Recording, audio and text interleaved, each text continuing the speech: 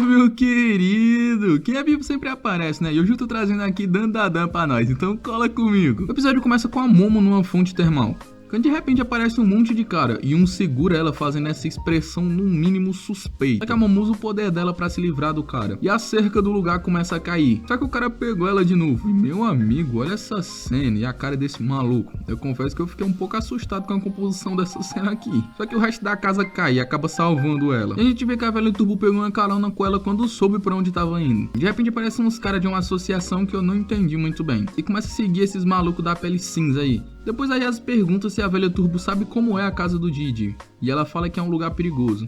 Realmente a casa do Didi é complicado. E ela fala que a casa tá impregnada de sangue humano. Então a gente vai pro Ocarun, que tá na casa do Didi. Eles acharam alguma coisa em um buraco, mas não sabem o que fazer. Então eles vão esperar a Momo, pra eles não acabar entrando despreparados. De repente a campainha toca e eles pensam que já é ela, mas na verdade é só umas velhas estranhas com a pele pálida. Que nem aqueles caras lá. As velhas, além de velhas, são ruins. Ela fica falando que os pais do moleque são fracos só porque eles estão no hospital. Aí ele explica que a casa é alugada e as velhas não estão cobrando aluguel enquanto os pais dele estão no hospital. A velha fala que o Didi sumiu de repente sem dar notícia e o cara mete um migué que o Ocarun queria visitar ele, então ele foi lá buscar. Então ela pergunta se ele não pretende continuar trazendo médiums pra casa. E de repente todas as velhas lá começam a ficar com raiva, porque se tiver boato de fantasma ali vai desvalorizar a propriedade. E do nada vê ela só com espingarda e começa a ameaçar o cara, dizendo que ela pode estar indo atrás de um javali e alguém pode passar na frente e pode acabar sendo acertado. Não tenho muita certeza não, mas acho que isso aí foi uma ameaça. Aparece um policial do nada e vê a velha apontando a arma pro moleque e a minha reação foi a mesma da dele. Do nada aqueles caras lá do começo aparecem e a gente vê que o policial é um conhecido que fica passando pano pra eles. Aquele maluco meio esquisito pergunta pra onde o moleque foi e ele fala pro Didi não mentir pra ele. Meu irmão, a cara de psicopata desse maluco me assusta. Ele pergunta do Ocarun e o Didi fala que ele é só um amigo que queria visitar ele. Então o cara meio desconfiado pergunta qual o time do coração do Didi. E depois de uma pressãozinha psicológica que ele coloca, o Ocarun diz que o Didi é fã do menino Ney. Pois é, um moleque tem bom gosto, né? Ia ser muito brabo se ele falasse: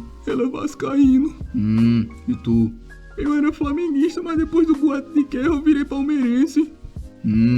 Por quê? Porque se a guerra for mundial eu vou pra sede do Palmeiras. Moleque, entendo das coisas. A velha pergunta pro Didi se tinha alguma garota ali e quando ela vai voltar. Ele até tenta meter um migué, mas não cola não. A gente vai pra Momo chegando em um santuário. Ela pergunta pra um cara que tava plantando bananeira se ali era o templo da Tsutiniko. E é ali mesmo, só que quando ela vê só tem uma lombriga ressecada lá. Então o cara fala que uma grande serpente morava no vulcão e o povo acreditava que quando ela tava com fome o vulcão entrava em erupção. Então nos velhos tempos o pessoal oferecia uma criança da vida em sacrifício para matar a fome da serpente. E dizem que é por isso que o vulcão tá adormecido há 200 anos. Essa lombriga seca aí é de quando ela trocou de pele. Parece que o povo venera a pele para ela proteger eles das erupções. A Momo pergunta onde tá a serpente e o cara fala que eles usam o nome da Tsutiniko só para atrair turista. E ele fala que essas histórias são só os equívocos das pessoas com medo. E ele só trabalha ali para evitar que essas histórias continuem. E ele disse que queria mesmo era ser um youtuber que planta bananeira. Eu ia julgar, mas eu sou um youtuber que faz análise de anime, né? Então eu não tenho muita moral não. Tô brincando, vamos fazer isso aqui. Então vamos vai pra casa do Didi e ver essa cena peculiar, onde os dois estão sem camisa no chão e tem um monte de cara só de tanguinha. Aí a velha fala que agora tem todas as oferendas e o festival vai começar. Só que a Momo dá uma bica no pescoço do cara e arregaça uma joelhada na boca do outro. E por algum motivo sai um ketchupzão cinza. Será que os caras tão doentes ou isso é a censura? Outro maluco foi pra cima dela com a marreta, meu irmão. Acaba não sabe brincar não. Ela arrebenta uma mesa em outro cara e vai lá garantir que ele não vai colocar outro C com a cara dele no mundo. Aí chega um velho bombado e segura ela por trás e ele mete a cabeçada nela. E meu irmão, olha a cara de psicopata desse cara. Eu não deixava nem meu gato com ele. Do nada a velha Turbo aparece e assusta o cara. E não tem nem tempo pra respirar porque aparece aquela velha virada no Bruce Lee. Ela desvia de tudo e mete o punho do Triceratops do Baki. A velha tá de hack. A velha fala que ela não parece ser médio, mas se ela veio querendo atrapalhar o festival, ela tá querendo destruir a vila. E ela fala que a família dela vem fazendo oferendas à serpente há 200 anos. E essa casa é o lugar do antigo altar, que era feita as oferendas. Então eles atraem as pessoas pra lá e sacrificam elas. E antes estava faltando 3 pessoas, mas agora que eles chegaram vão virar churrasco de lombriga. Do nada o chão vira areia e começa a afundar a Momo. Então ela usa o poder dela pra sair. Mas o povo lá não deixa e joga ela pra dentro de novo. Só que aí o Ocarun e o Didi tacam um sofá no povo e na bagunça acabam caindo todo mundo. Os outros tudo se esborracham no telhado de uma casa, menos a Momo e o Ocarun. O Didi começa a pedir ajuda porque ele tá quase caindo, mas a Momo não consegue pegar ele. Por sorte ele cai em cima de uma coisa macia e gigante, muito parecido com uma serpente.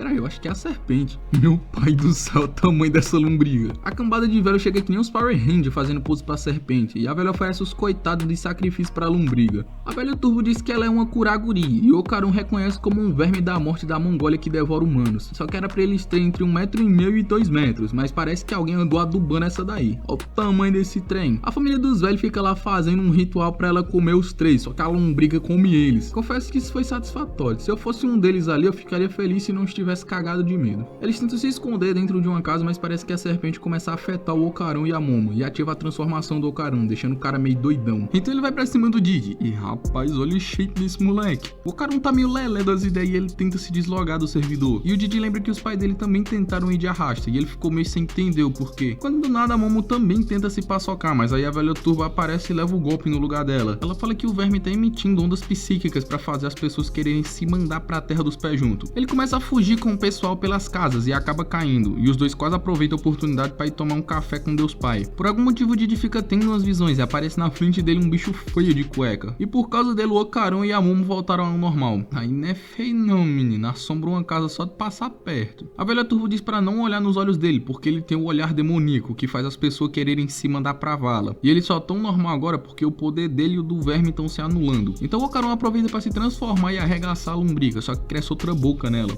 Esse bicho é a Hydra, hein? Eles correm, só que o bicho lá olha nos olhos do Didi e ele começa a ter uma visão. Ele vê umas crianças brincando e vai pra um moleque preso. E ele começa a brincar sozinho. Aparece um vulcão ativo e o pessoal tá fazendo orações. E eles estão fazendo aquele ritual de sacrificar uma criança. E o coitado do moleque foi o escolhido. Ele paçoca, mas acaba virando um espírito. Ele aparece em uma casa e logo depois os pais do moleque vão pra vala. Ele vê outra família e de novo os pais vão de F. Ele aparece com outra família, só que agora o filho vê ele, mas os pais dele não. Aquelas ondas aparecem de novo e os pais do moleque também vão de arrasta. Aquela velha família aparece dizendo que vão dar um menino de oferenda pra serpente e vão enterrar a casa junto com ele. Que véio sem futuro. Ele tenta ajudar o menino, só que como ele é um fantasma ele não consegue. E ele acabou se juntando com o moleque. Então volta pro Didi percebendo que ele é aquele fantasma e ele vai descendo na casa pra libertar ele. E a gente vê que quanto mais eles vão descendo, a arquitetura da casa vai ficando mais antiga. Ou seja, ao longo de 200 anos, muita gente morreu e construíram um monte de casa no mesmo lugar. O Didi encontra o lugar e ele acha só a múmia daquele coitado. A serpente começa a soltar choque do nada e uma baba pegajosa. E o Okarun tá só o bagaço. Então o Didi começa a ver e falar com aquele moleque fantasma. Ele diz que só queria brincar com todo mundo. E o cara diz que vai brincar com ele. E ele vai ficar do lado dele. Então o espírito entra dentro dele e ele começa a ficar meio doido. E no meio disso a serpente dá outro choque neles e aproveita pra atacar. Só que o Didi só de cuequinha desce o porradão no bicho. E dá um tiro de meta que arrebenta ele pra longe. E arranca a cabeça dele de novo. Mas agora o Didi se transformou e ele tá fora de controle. E ele acerta um chutão na Momo. Então a serpente volta e taca outro choque neles, mas ele faz um escudo pra se proteger. Ele fala que o rancor e o ódio de todo mundo que morreu naquela casa nunca vai desaparecer. Então ele condensa aquilo em uma bola e mete o chutão na serpente. Não é à toa que é fã do Neymar. O cara começa a arregaçar a serpente como se estivesse jogando bola. A Momo pergunta por que ele tá assim. E a velha Turbo lembra ela que ele é um gênio. E a avó dela vivia falando isso porque ele tem um poder espiritual bem poderoso.